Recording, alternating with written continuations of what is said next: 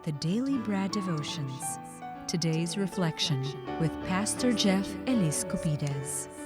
Good morning, Brad, Jeff, and happy Friday. Good morning. Good morning, Brad Ted. Malamig na umaga dito sa amin sa Antipolo, Cainta. Sana Good all. morning sa ating mga taga-subaybay. Yan. Ayun naman. Hanggang kailan kaya itong ganitong klima, no? Bike weather. Anyway, Pastor, inaantabayanan ka na at hindi nagsisimula ang araw ni Sir Richard De La Rosa. Kasama yung kanyang anak na si Renz De La Rosa at si Ms. Mayet De La Rosa. Every single day ang sabi nila sa akin, hindi kami mag-work hanggat wala si Pastor Jeff. Yes, alam ko rin yan. Dahil marami rin mga taga Nueva Ecija na nakikinig sa atin, mga kababayan. Oo. Well, tayo po ay nasa serye ng mga faith building stories. Yung kasi pasok ng taon, gusto natin na medyo lumalim ang ating pananampalataya sa Diyos more than anything po. Alam ko, marami tayong goals, marami tayong mga gusto ma-accomplish this 2026, pero unahin natin i-goal, lumalim tayo sa Diyos. Sabi nga sa Biblia, seek first the kingdom of God. So, meron pong kwento sa Ehipto, nung dumadami na yung mga Hebrews o yung mga Hebreo, yung mga Israelita during that time. So, nabagabag yung hari ng Ehipto kasi dumadami na sila.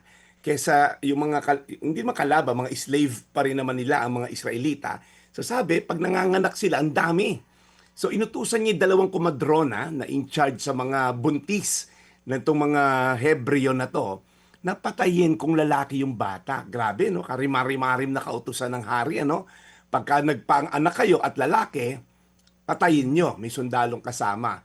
Pero dahil may takot daw po sa Diyos yung mga kumadrona na to, hindi nila sinunod ang utos ng hari. Sa halip, hinayaan daw nilang mabuhay yung mga sanggol na lalaki. Kaya nung tinanong sila ng hari, bakit patuloy pa rin dumadami?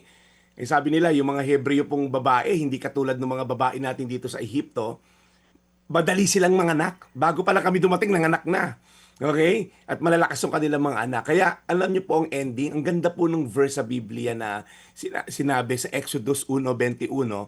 At dahil sa iginagalang ng mga kumadrona, ang Diyos, binigyan sila ng Diyos ng sarili nilang pamilya. Alam niyo po, hindi lang to basta, nagkapamilya, ang galing naman, ang cute. Hindi po. Nung panahon na yon, una-una, hindi ka basta-basta makapagkasawa. Pangalawa, mahirap magkaroon ng pamilya dahil mahirap po ang buhay. Tandaan lang po natin, ang faith po chooses to fear God over people. Yung po 2 komadrona na to, okay, ang may mataas na utos yung hari nila, pero alam nila mas mataas yung hari doon sa kalangitan. God's command over kings in this world. Mas nangunguna po yung God's command.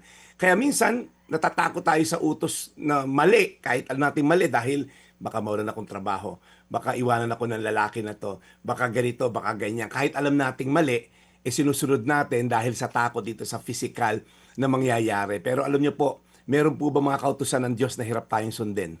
At pagka sinunod natin, tila bagang, baka mawalan akong trabaho pag itinama ako to. Baka mawalan akong trabaho pagka isinumbong ko yung maling gawain ng mga to sa opisina. So faith acts with courage even in danger. Sumagot yung mga kumadrona, sabi, mas malakas po sila. Mas mabibilis mga anak. Okay, hindi rebelde pasigaw nila, kundi sinabi nila na tama yung mga obserbasyon nila. Ang faith po is not passive. It acts even in the midst of danger. At pangatlo po, faith is honored by God. Lagi natin sinasabi dito, sinusuklian ng Diyos, nire-reward niya pag nakita niya ang ating pananampalataya ay busilak. Kaya't naging mabuti ang Diyos sa 2 komadrona at binigyan sila ng sariling pamilya. Gusto ko lang po kayong encourage. Baka naman hingi ka ng hingi ng reward kay Lord. Baka naman asa ka ng asa ng breakthrough mo kay Lord. Pero yung mga simpleng inuutos niya, hindi natin kayang tupdin. Baka simpleng utos niya, ayaw nating sundin. Pinupuso pa rin sarili mong agenda. Ngayon po 2026, siguro baguhin na natin yung diskarte natin. Kasi po, unahin natin ang Diyos no matter what, ano man po ang outcome. Basta umasa lang tayo na ang pagsunod sa Diyos ay merong kaakibat na reward. Huwag tayo mag-focus sa reward, mag-focus tayo sa relasyon sa ating Diyos. Ulitin ko, Exodus 1:21. At dahil sa iginagalang ng mga komadrona ang Diyos, binigyan sila ng Diyos ng sarili nilang pamilya. Tayo manalangin, Panginoon. Itong 2 Ehipto na to, Egyptians na babae na to, Lord, ay hindi natakot sa utos ng hari. Dahil Lord, mas pinakatakutan nila yung utos mo na huwag pumatay. Kaya Panginoon, salamat dito sa dalawa na to na naging ehemplo sa amin, libu-libong taon na silang nabuhay, and yet, binigyan mo sila, Lord God, ng magandang ehemplo sa amin, na ang pagsunod sa iyo, ang paggawa ng tama kahit sa kalagitnaan ng panganib, ay nagbubunga, Lord God, na maganda sa huli. So Lord, sa mga nagko-compromise ng kanilang pananampalataya, hipuin mo rin puso nila sa mga takot sumunod sa iyo dahil mas takot sila sa boss nila, takot sila sa future na ini-expect nila, nag-overthink sila. Baguhin niyo po ang kanilang pananaw at sumunod sa iyo ng walang atubali. Sa pangalan ni Jesus. Amen. Amen. Salamat Panginoon muli sa araw na ito. Sa amin po napakinggan na aral mula kay Brad Jeff.